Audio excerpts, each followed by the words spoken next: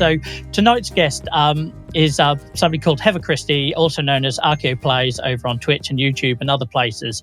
But the story behind Heather being with us tonight is that I was listening to one of my favourite podcasts, a Minecraft podcast, and I hear that there's this person from the UK or living in the UK talking about what they do in Minecraft. And then I find that they've got these lots of chronic illnesses and they're basically doing similar sort of thing on Twitch to me. It just felt like a no-brainer. So for anyone that's sort of like isn't aware of what you do and the work you're doing and that, I understand you live with multiple long-term health conditions. I think it's fair to say, isn't it? I have 7. Okay. So there was a point when I was being diagnosed where I kept saying that I was trying to desperately to convince my body that chronic illnesses aren't Pokemon and we really don't need to catch them all, and I was failing spectacularly. So I have 7. Thankfully, I haven't been diagnosed with more than 7 at this point, but life's long, maybe. Well, clearly you've got a great one. and unfortunately, because I know you've definitely got at least one like autoimmune in there, and somebody that's from that autoimmune background. Unfortunately, they are a bit like busters, aren't they? We very rarely get one in isolation. So how did that? I know this is a big question, bearing in mind you just said you got 7 there, but 7, was it just like a domino thing? Was it a gradual thing, or was it just all in one? Like, so weirdly, well, not weirdly, probably predictably to anybody who has chronic illnesses, I wasn't diagnosed with any of them until January of 2020. So perfect time to be getting diagnosed with chronic illnesses. I was diagnosed in January of 2020, but the effects of several that I wasn't even diagnosed with until a year and a half later, I'd been feeling since I was a teenager. So for a couple of decades at this point. Basically what had started happening was I started getting really severe pain, like really bad pelvic pain. Which is bad if you have female anatomy, just FYI. I mean, it's bad in general, but especially if you have female anatomy, pelvic pain is not normal. You should talk to someone about it. Just general PSA. So I started having such severe pain that it would I thought that I needed an ambulance or needed to go to the hospital. And it turned out that nothing was actually wrong. It was just an incredible amount of pain. Nothing was visibly wrong, I should say. Things were wrong. They just couldn't see what. And so there was a period of about a year, a little less, probably like 9 months. So in like May of 2019, I ended up at the hospital. And they didn't see anything. So they said, speak to your GP. So I spoke to my GP. And thankfully, I basically just said, so for people who aren't in the UK, when you go talk to a GP, you do often have like your specific GP, but if it's something that's urgent, you'll go to whoever's available in the practice on the day. And thankfully, the person that I was allocated to was a guy who had spent most of his career in gynecology, but he had sort of eased back into family medicine for like the last maybe decade of his career. So he was looking at things and we did a whole bunch of tests and everything came back looking perfectly normal. But obviously there were problems. So I asked him, just said, is there anything, even if it's complete, like, I don't need you to tell me why you think this. You don't even need to have a reason. Is there anything that you're thinking maybe it's this, just in the back of your mind? And he said, well, I have no reason, absolutely zero reason to say that it's this, aside from the fact that we can't rule it out. I think you might have endometriosis. And I was like, okay, well, that's a name. I can figure out what this is. And then about 6 months later, 4 months later, I can count. 3 or 4 months, August. I can count. I'm a functional person. Trust me, if I was asked to give my full diagnosis story now, it'd just blur into one. So don't worry. Yeah. I will try to keep it short because it is a long one. But yeah, so in August, I before I became as disabled as I am, I did a lot of museum education or outdoor museum education, especially. So I did historical tours around the University of Glasgow because it's the third oldest university in the fourth oldest university in the English speaking world. there's a lot of Cambridge and Oxford like to fight, so we let them fight. Really? Basically. As someone who went to university in Cambridge, I'm well aware of that. I feel like that generally sums up, the situation. So I was giving an outdoor tour, and I finished the tour, went to go hand in the keys, and had like the worst pain I've ever had in my life. At that time, I've now had worse pain because chronic pain, and it's fun. But it was really bad. And I was walking back to my building where my office is. And the office that I was in is kind of like, you have to wind around the building and then go through one door that has like a key code lock on it. And then our office also has a lock on it. So I was walking back and realizing that I didn't know if, like, I had messaged my husband who also worked at the university. I didn't know if he was going to be able to find me before I had like passed out. And if that was like, had to do the mental gymnastics of, should I go to my office or should I sit here outside the building? Because if I sit outside the building and I pass out, then somebody's going to notice. Whereas if I'm in my office behind a keypad that he doesn't know the key to, the code for, that's a problem. So basically it was bad enough that we went to the hospital, spent the night in the hospital, and independently at like 6 a.m., some of the residents came in and said, yeah, we're thinking it might be endometriosis. And I was like, well, my GP independently thinks that. So it might be endometriosis. So after that, I tried desperately to hold on to a job teaching, but it wasn't possible. And you can probably imagine with 7 chronic illnesses, it's just not physically possible.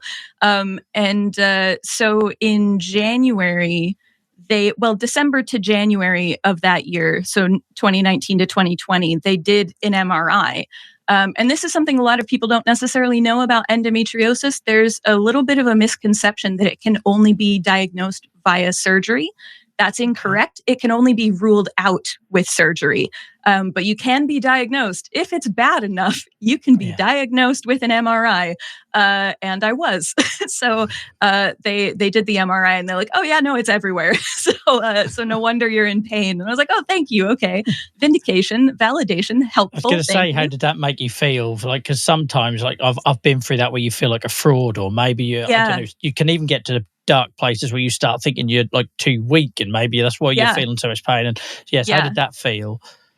It was very nice to have it confirmed. And I think especially echoing that particularly for things like women's health, where it hasn't gotten as much attention.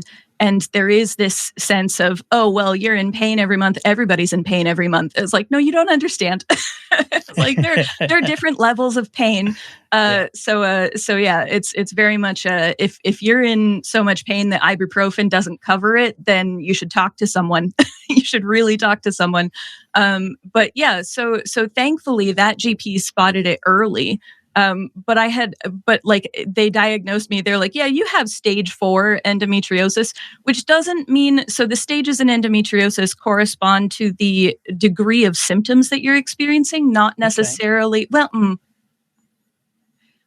better phrasing, they don't correlate to the effect it's having on your day. So stages, there's like the extent of endometriosis in your system. You can have lots of endometriosis tissue, and it might be perfectly fine. It might not affect you, or you can have very little of it and it affects you incredibly greatly.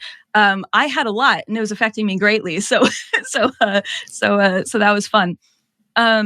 For those who don't necessarily know what endometriosis is, I'm realizing I should probably describe what it is before getting into other diagnoses.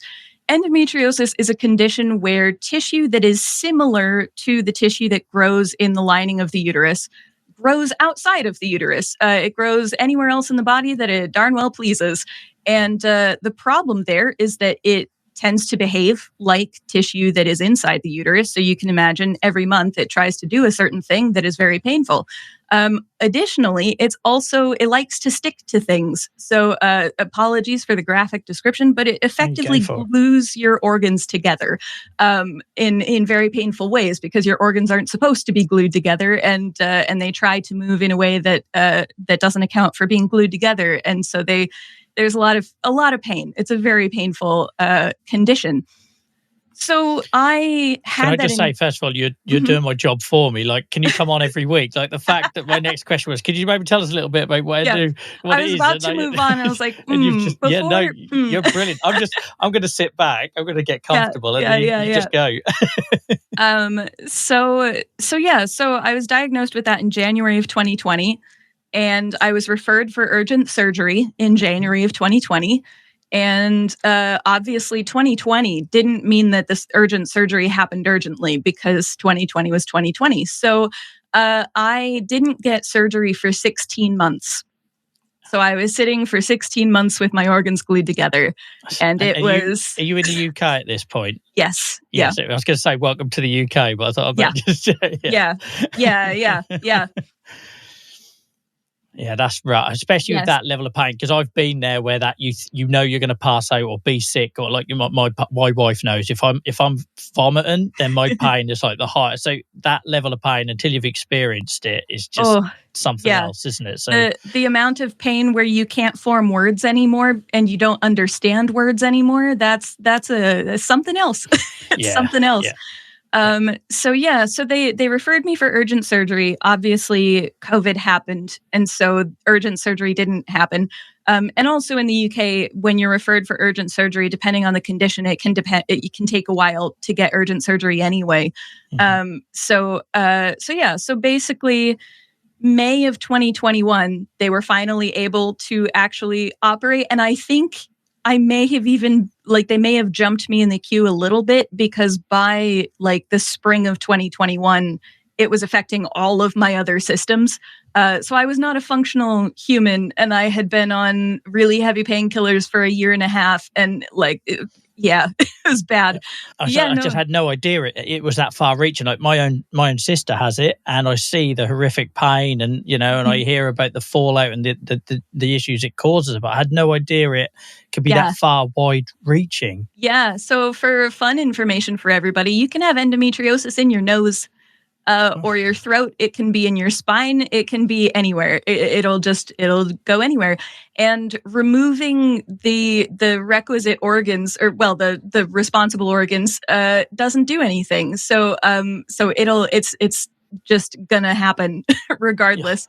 So the goal with endometriosis generally is to mitigate it through non-surgical means if you can, and then use surgery if needed, and try to maximize the amount of time between surgeries.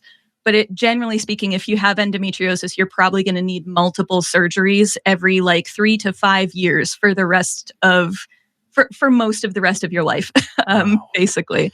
So, which is why they try to prolong the time between it, because every surgery is a risk. So obviously, having one every 3 years is a big difference to having one every 5 years. So, yeah. That's just, I'm seeing it in a totally different light. And so obviously surgery, you've talked there, is a big option, and so it's sort of almost a regular thing. Is there any sort of treatment, like prevention, that helps with it? So yes and no, depending on the person.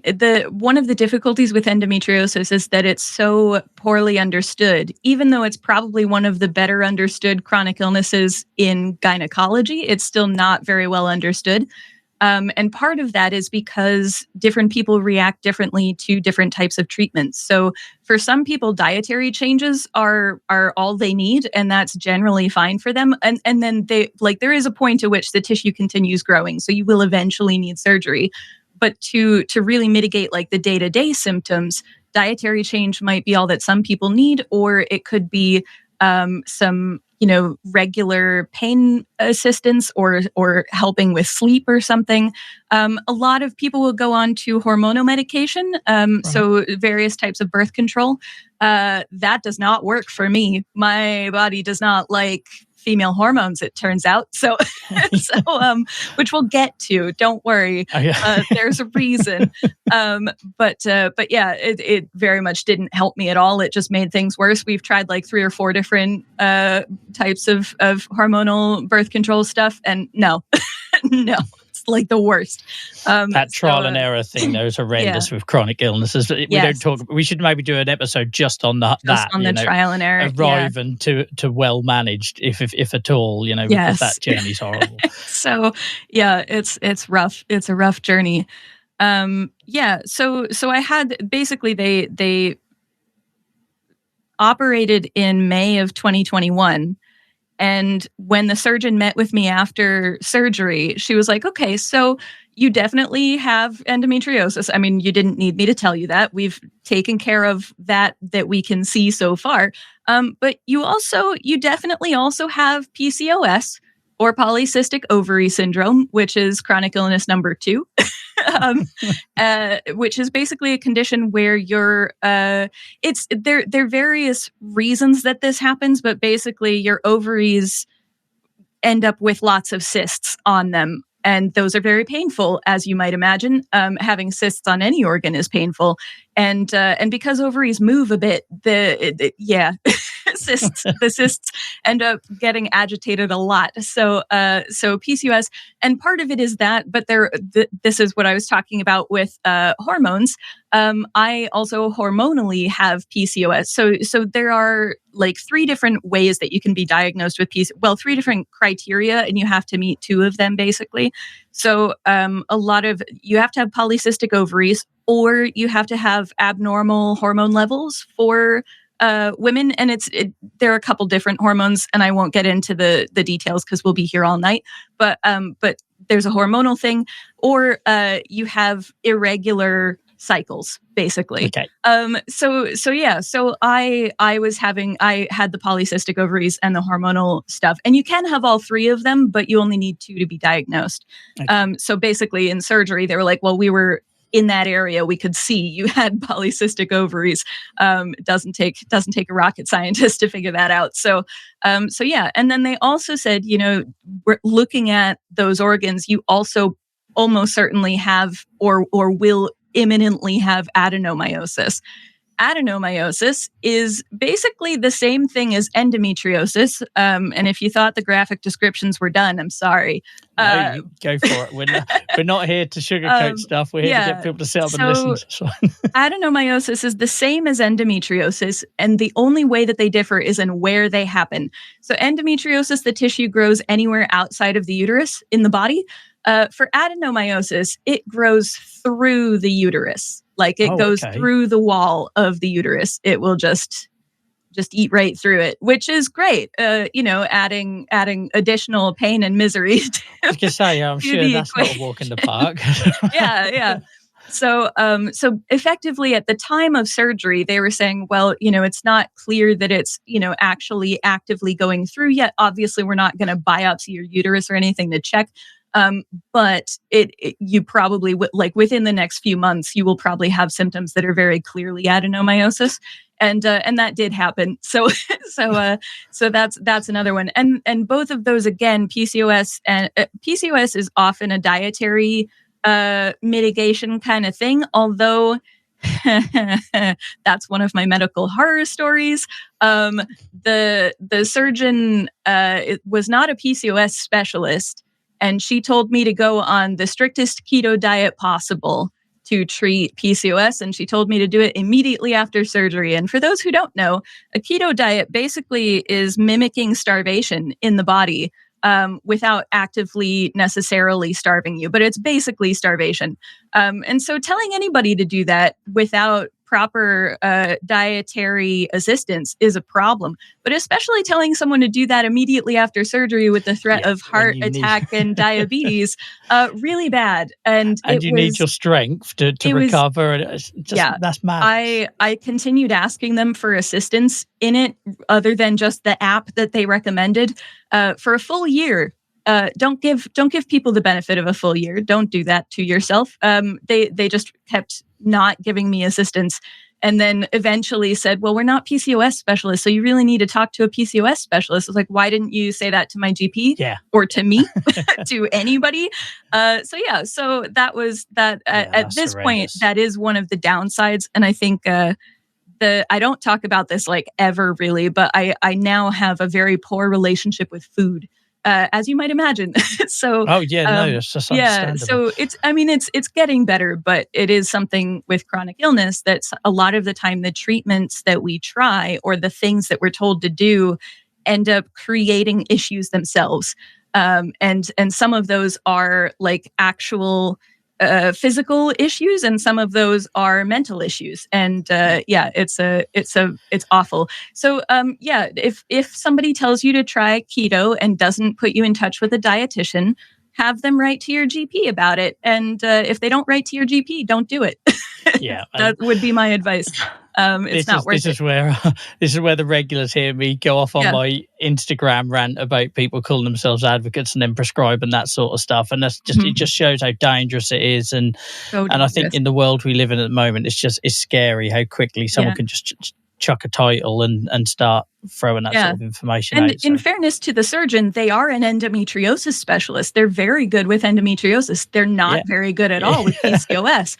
And you wouldn't necessarily know that. I mean, I didn't think that she was the one telling me that I had PCOS. So it is something to keep in mind that people's specialties doesn't necessarily cover things even that seem related. Make sure you talk about it with a GP and get something in writing as well from the person who's prescribing it. But yeah, so that was where chronic illnesses numbers 2 and 3 were diagnosed. You're doing very well to keep up with the numbering on this, so thank you. Really appreciate it. Yeah, I was like, oh, actually, there are 3 more that I need to talk about. So, well, technically 4, but one of them barely appears. Well, there are 4. So then, after this year of dietary struggles, I finally spoke with someone who was like, let's just refer you to a dietitian. I was like, I've been asking for that for a year. And they finally were able to put it through, basically. I don't know what the issue was before, but anyway, a dietitian met with me and was like, oh, let's talk. And we talked about PCOS. For the record, in the UK, dietitians recommend following a Mediterranean diet for PCOS, which is very different to a keto diet, you might notice. Mediterranean diet is basically like traditional Italian, Greek kind of Mediterranean diets. Very healthy, generally what a lot of dietitians recommend in general across the board. So I was talking to this dietitian and he said, is there anything that you're noticing, like foods that you have issues with or anything?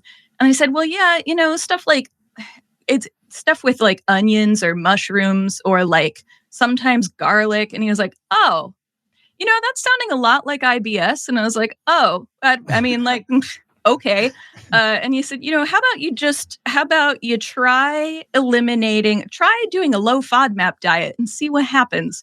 And within like 2 days, there was a massive difference.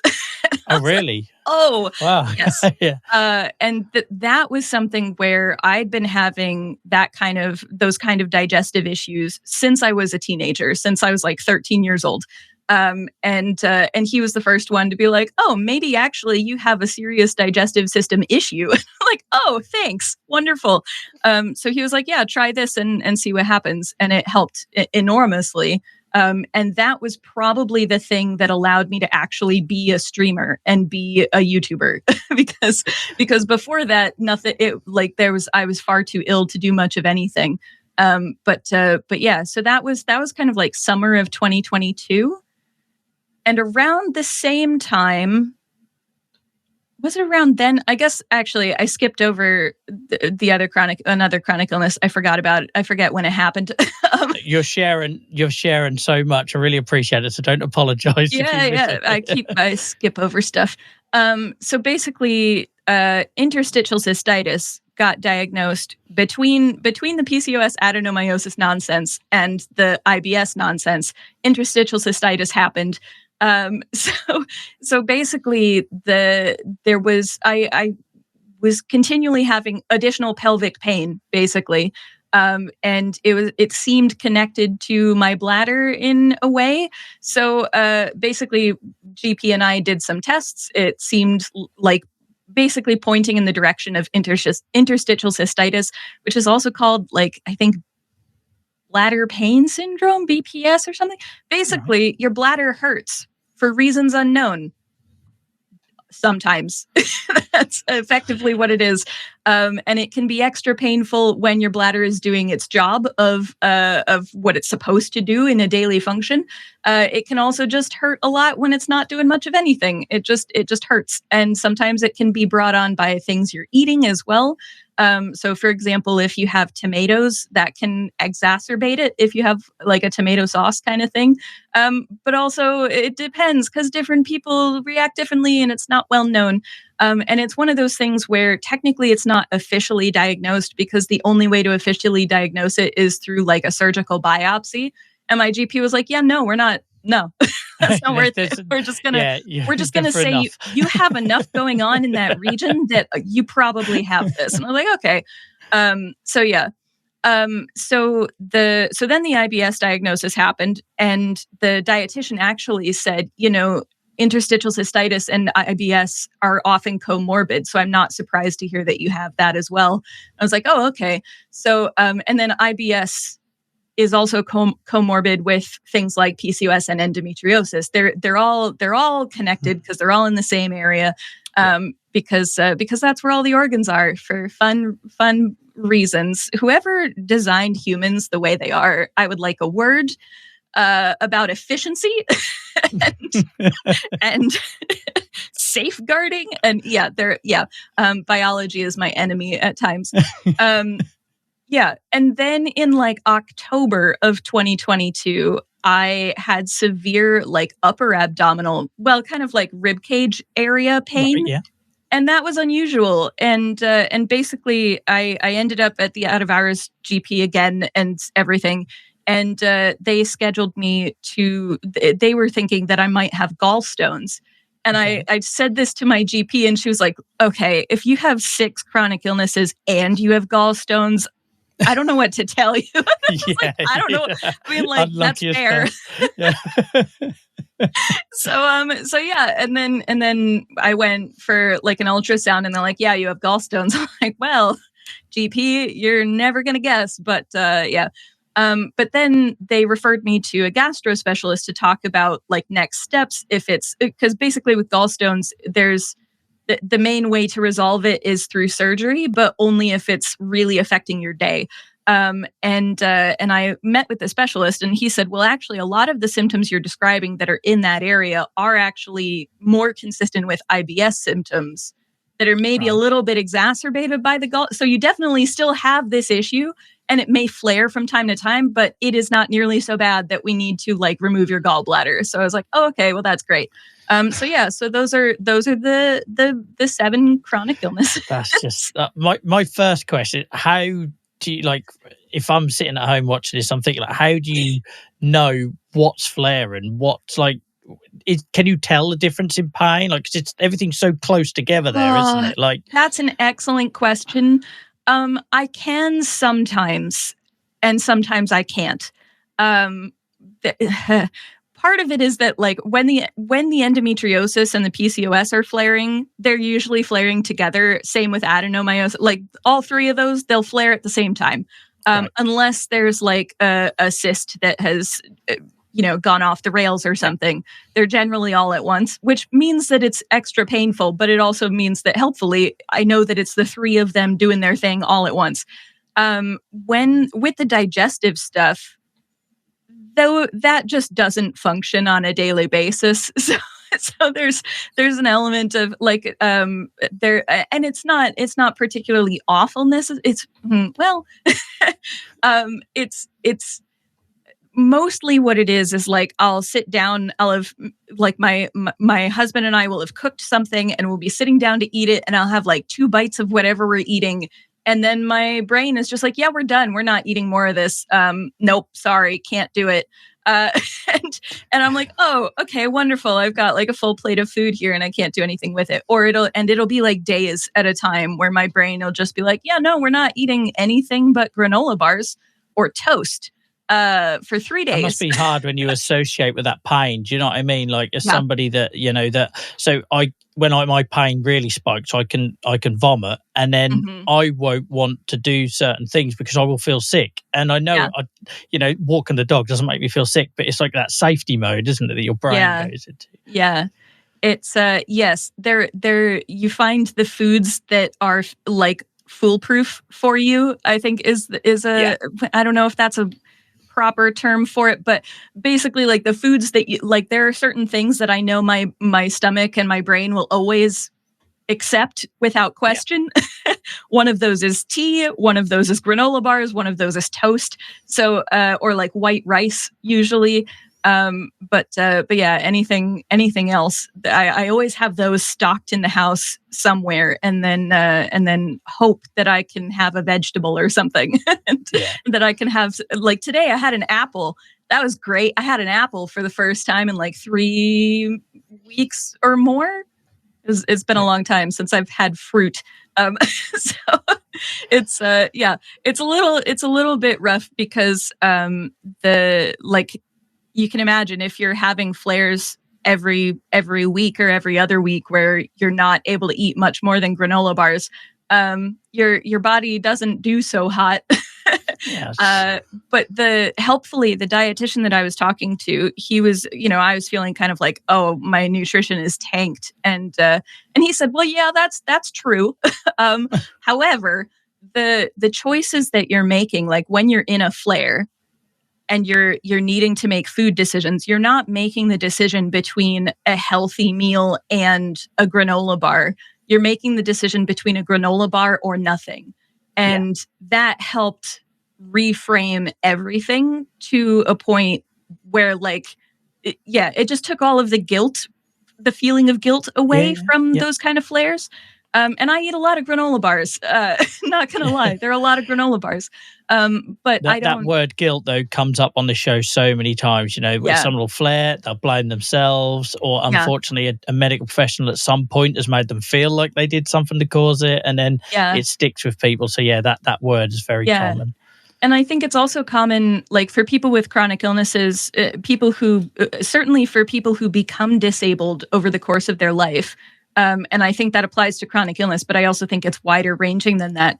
There is a degree to which we lose physical fitness in one way or another.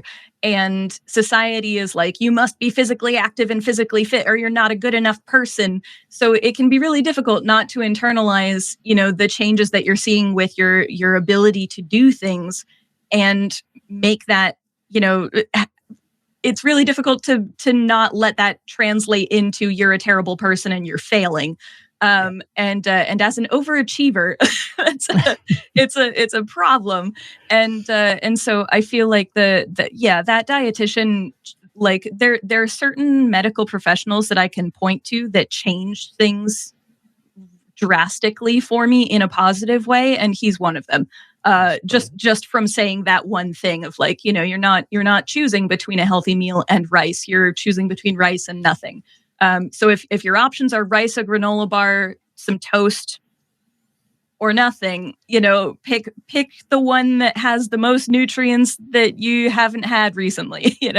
Another thing that recently has been a thing is, having fresh fruit and veg can be really difficult when you have digestive issues because your stomach doesn't want them and then they go bad. And then you've got an entire thing of apples that nobody has eaten and they've gone bad and everything. Food waste is massive.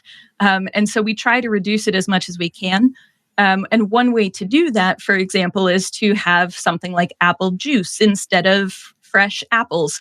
And obviously, apple juice is not the most nutritious of things. But again, when the choice is between apple juice and nothing or apple juice and no fruit at all, then the apple juice is actually still providing something, so it's that reframing, nice isn't it? Reframed. We talk about it a lot when we have people on here with long-term pain and chronic pain that, okay, I can't do what I used to do there, but doing this is something. Or if I do this little bit of movement and I suffer a bit tomorrow, that's a good pain. It's a different type of pain to what, and it's that reframe, but it's so hard to, it's like unwiring your brain, isn't it? Yeah. It's the socialization is difficult to undo. And it happens in literally every element of your life is the other thing. And I know I'm preaching to the choir for a lot of people, but But for anybody who doesn't have chronic illness, or for anybody who is going through chronic illness and, maybe your early days, it can feel like everything you do feels like a failure, because how can you call it a success when all you did was make it to the bathroom and take a shower? I'm here to tell you that taking a shower takes a lot of effort. If I have a day where I have showered, that is a win. That is amazing. So don't get upset at yourself for, not making it to, not having a nutritious meal or whatever. Like, you're doing fine. You're doing fine for your circumstances. It's all perspective. And like I find I have to remind myself as well, I'm not getting any younger. And the trouble is, a lot of my grief links back to like my early 20s, when a lot of my disability started, and try to remind myself, Joel, you're nearly 40. You wouldn't be able to do what you did then anyway, regardless of your condition. Just accept you're getting old. But I think, unfortunately, your brain is just instantly, it's like you're looking to blame something, aren't you? And unfortunately, it can be sort of wasted energy. Yeah. Well, thank you so much for sharing all of that. That was so much there. And like I say, you made my job really easy, because I just listened. So I took all of that in, which is rare, because I'm often having to think, right, what's the next question? Where are we going to go? So for you to just go through all of that so effortlessly, and you speak so well, I really appreciate it. I'm conscious that we've got a lot of people watching us live here on the Chronic Pain Club that want to hear us talk more about games and, and archaeology and stuff like that. Yeah, let's talk about fun stuff. But what I would say before we move on, so I feel I'm being like really cold that you've shared all of that, and we're now just moving. But there is a link here, guys. But thank you to everyone that's got involved in the live chat. It's been amazing to watch that. And for those of you that are listening to this back on the podcast, please do try and catch us live one evening on YouTube, because it's a really supportive community. But so obviously let's start with archaeology. Where did that come from? I'd love to know how you got into that. Yeah. So when I was a teenager, my aunt worked at a summer camp where teenagers from across the world went to summer camp to learn like peace building, dialogue, cultural connectivity kind of skills. And so I went when I was like 13, because that was the youngest you could be and still be able to go. And I was obsessed with other cultures and other places and other languages. And so I did. And it was phenomenal. And I remember my mom picked me up. This was like a 3-week-long summer camp. So on the longer side for summer camps. And my mom picked me up, and she was like, how's it going? I was like, it's good. I wish that I could just like learn about other people's cultures for a living, like that I could just do that for a job. And she looked at me and she goes, honey, you can. It's a field called anthropology. I was like, you're joking. And she's like, no, you can. So basically from when I was about 13 years old, I was like, I'm going to be an anthropologist. And that was like one track mind. And then I got to college, where I could obviously actually study anthropology, and learned that archaeology was part of it. So in the United States, anthropology has 4 subfields, which are biological anthropology, linguistic anthropology, cultural anthropology, and archaeological anthropology. Biological anthropology has a lot to do with human biology, and that can include human evolution, but it also includes humans' relationships to diseases and healthcare and things like that. Linguistic anthropology is human languages and how humans relate to each other through language. Cultural anthropology is modern human cultures and how they're interacting today. And then archaeological anthropology is literally anything that humans have done, but in the past. So I got really interested in archaeology, which I kind of already, like, I was always kind of into history and things. My dad worked at an outdoor museum. So I had been working, like, I started working at outdoor museums when I was like 13. I was primed. Yeah, I was primed. But yeah, in college, I really loved learning anthropology, but one of the things that struck me in my first year of anthropology classes was that a lot of the classes I had for linguistic, like, I love languages, and I was like, oh, I could be a linguist. That would be really cool. And then I took linguistic classes, like classes in linguistics, and felt like a lot of the people were being taken out of the study of linguistics, and that is not accurate for the field of linguistics right now today. But that was the impression that I was getting as a first-year student in the classes I was taking. And the same was true of the cultural anthropology classes. I felt like a lot of it, it got boiled down into kinship charts. And I was like, I'm not here for, kinship is interesting as a concept. I am not here to learn how to properly create a kinship chart unless that's important to the people I'm talking to. so I wasn't like disappointed, but I was a little hesitant. Whereas archaeology, the thing that I love about archaeology is that we don't have the people anymore. So we're desperately trying to put them back into the story. And if we had the people there, then we would love to talk to them. And again, this is, these were impressions of a first year student several decades ago. So it's not the state of the field today. It's probably not even the state of the field then either. But yeah, so I gravitated towards archaeology. And for a while, I didn't know exactly what I wanted to study. And then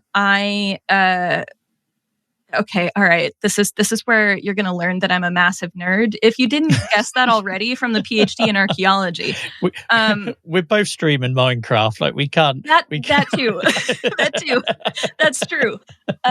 Yeah. So I when I was in like my first year of undergrad, I said I was into languages as a teenager. I still like languages. They're cool. I was curious about linguistics in general, and if you read any books that had been written about learning languages in the like 2000s ish, you would have heard the trope that Indonesian is the easiest language for a native English speaker to learn, and it was repeated in like all of these books. And I kept reading that sentence and be like, "Are you sure?" because that seems ridiculous that like Indonesian would be easy to learn. So I set out to learn Indonesian, even though it's not really possible in Rhode Island, of all places. But a friend of mine, weirdly, coincidentally, a friend of mine had actually lived in Indonesia in the 80s, and he still had like his dictionaries and language books. So he gave those to me, and I taught myself Indonesian. And then I studied abroad in Indonesia in my second year of university. and while I was there, I took archaeology classes in Indonesian in Indonesia. And I became really interested in the archaeology of Indonesia. And to answer the question, no, it's not the easiest language to learn. I was going to say, that's a long way to go to find out if it's the easiest. Well, there was as soon as I started learning, there were other interests that kept me going. But yeah. I will prove this right or wrong. Yeah, Indonesian is one of those languages where like it's easy to pick up how to sound like a 2-year-old who doesn't quite know the language, like not even a regular 2-year-old, but also like just a 2-year-old that is still figuring out what words do. So you can form sentences. You're not going to sound good at all. And the other thing is that Indonesians are very nice, because if they meet people who are trying to speak Indonesian, generally speaking, they're surprised. And like, oh, that's great. Like it, yeah. In this sort of, oh, it's fantastic that you're learning my language and you sound phenomenal, even if you're not putting words together in a coherent manner. If you want to sound like an academic in Indonesian, not an easy thing to do. Not an easy thing to do. At least if your native language is English. If your native language is like Malaysian, then you're doing a lot. That's going to be a lot simpler. But yeah. I think the closer the distance, the more the words overlap. Yeah, exactly. You should be able to and there are historical really reasons slowly. Why if you speak Malay, Indonesian will be easier. Because the Dutch actually took Malay and turned it into Indonesian. So but yeah. So I became interested in Southeast Asian archaeology. And again, like if you thought I was a nerd before, just you wait. In Southeast Asia, a lot of what survives are like stone structures are one thing, stone and brick. And then in terms of like material culture, like the actual objects that people are using on a day-to-day basis, we don't get a whole lot because a lot of it is organic stuff and it's broken down in the jungle, right? So glass was a thing that survived, and glass beads in particular were things that survived, and they survived in their thousands in Southeast Asia. There are so many sites with so many beads, and they were making these glass beads and trading them. And it turns out they were trading them as far as like Rome.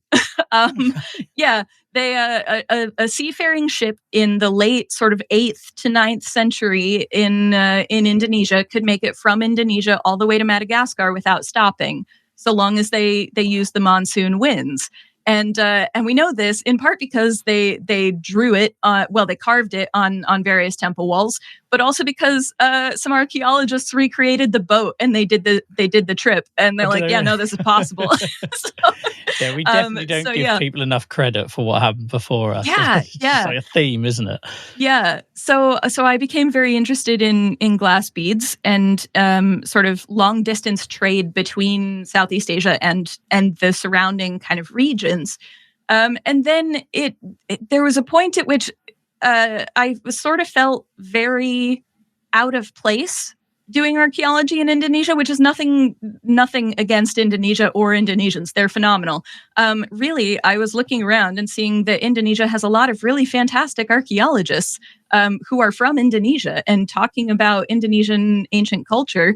And I was like, well, I'm a white girl from America. I don't know, I don't know how appropriate it is necessarily. Like, what can I come in and teach them about their own ancestors? That feels a little colonial. Yeah. So I sort of took a while and tried to figure out what the best way to support them would be, and came to the realization that it would be to uplift their voices as much as possible, but to also get out of their way and go do something else. So that's I was kind of like figuring out what to do, and I had right. My life sounds very weird and slapdash. And that's it's amazing. Every week we share these chronic illness experiences and it get really heavy. I'm no straight away thinking this format needs to change. We need to get people on, share their experience, and then tell us a completely different story about their life, so we can get the whole person. I love it. Yeah. So when I was still doing my undergraduate degree, and I was going to apply for a PhD program, actually. So in North America, when you do an anthropology degree, you get your bachelor's and then you apply for a joint master's and PhD, and you get them both in the same program, which is one reason why it takes longer to do a PhD in the United States. So I was applying, and I had reached out to someone I wanted to work with and did the sort of like, this is who I am, but also I'm going to add a question so that you don't think I'm weird. And so, so my question was like, is there anything, given all of that, is there anything you can think of that would make my application stronger when I do submit it in the fall? And she came back and said, oh yeah, if you have like a second or third excavation season under your belt, that'd be great. I was like, I have not done any excavation because it's not a requirement we don't have an excavation program at my university. And I was not told I needed to do that for grad school. And this was like May to June of that year. I was sending summer between then and my final year. I had like 3 months before I was going to be submitting this application. I was like, oh no. And it was also like after a lot of the field schools had already. So field schools in archaeology is basically how archaeologists learn how to dig. We go to a field school, and that's where you learn the practical stuff with trowels and mattocks and such. So I was kind of scrambling. The ones that I could find that were in the US were like $5,000. They were a lot of money. And I was like, I don't have $5,000 I can just drop on this. I had some that I had been saving kind of that maybe, but yeah. And then I found a program in Scotland that was going to cost a total of $3,000 for the entire program, plus the room and board, plus the plane tickets. And I was like, well, and I get to go to Scotland. I mean, obviously. And my what about my now family's... you've experienced the weather? Would that still seem as exciting? Well, I have stayed. So yeah. But yeah, and in addition to that, my family's ancestry is from Scotland. So there was a family connection as well. But yeah, so I did the field school in Scotland, and we had found there were some glass beads that we found, but we found them in the spoil heap, which is like the dirt that you've already taken out of the ground and you've put in a pile. So we didn't know where they came from. And it was very sad, but also very exciting. And so when I was trying to figure out what to do, I remembered that one of the staff members from this Scottish dig had connected with me about the glass and was like, oh, let's talk about the glass beads. And so I reached out to him again and was like, would you potentially be interested in doing like a PhD with me? But instead of, focusing on the first millennium AD in Southeast Asia, if we could do that in Scotland for glass, that'd be cool. And he thankfully was like, yeah, I do remember you. We could definitely do that. And I was like, okay. So then I came across, he said, maybe do a master's first because you're going to have to take some time to adjust to figuring out how, Scottish archaeology works. And I was like, that's fair. So I did a master's degree. I was going to continue for the PhD, but then I didn't have like a solid funding situation. And in the end, I didn't have one anyway, but I felt like I couldn't really justify it of like, I'm going to go into massive amounts of educational debt to look at glass beads. As much as I would love to be able to do that, I was like, I don't know. But then like a year later or so, I was thinking about doing photography and thinking about photography and 3D modeling in archaeology and doing that with objects that don't lend themselves well to photographing or imaging. And glass is one of those. It refracts light, it reflects light, it does all sorts of nonsense. So my PhD was in 3D modeling of archaeological small finds, which are the sort of portable things that people have, focusing mostly on materials that don't really work with the algorithms as they were at the time. And and there you go. That's my more or less my academic career in a nutshell. That's amazing. I'm absolutely loving this genuinely because we tend to just see that chronic illness journey. We don't see the whole person always, or let's say some of the topics can be like really heavy and you'll try and maybe see if they're coping well, and that'll be your high to sort of like end on. So to have all of them, the medical stuff, and now we're hearing about Heather the person, and all the stuff that your hopes and dreams and stuff whilst you got these conditions as well. I think it just paints such a fuller picture. I'm loving it. So thank you for that. It also helps I could listen to you talk all day. You speak so well. It was rough as well though, because as you can imagine, not that chronic illness is ever not rough, but as you can imagine, as somebody who's worked in outdoor museums since I was like 12 or 13 years old and who has a PhD in archaeology, I got my PhD in April of 2019 was when it was technically awarded. And the graduation was in June of 2019. And so that was a mere 6 months before I was diagnosed with endometriosis and severely disabled. So basically, I spent like 15 years working towards this degree, and the point of the degree was to be able to teach archaeology at a university and do research and everything. And obviously that's not happening, and it can't happen because I can't commit to a regular schedule with chronic illness, as I'm sure regulars of this show are aware. As you found out when we first scheduled this discussion. Yeah, as anyone who was looking forward to this a few weeks ago. Yeah.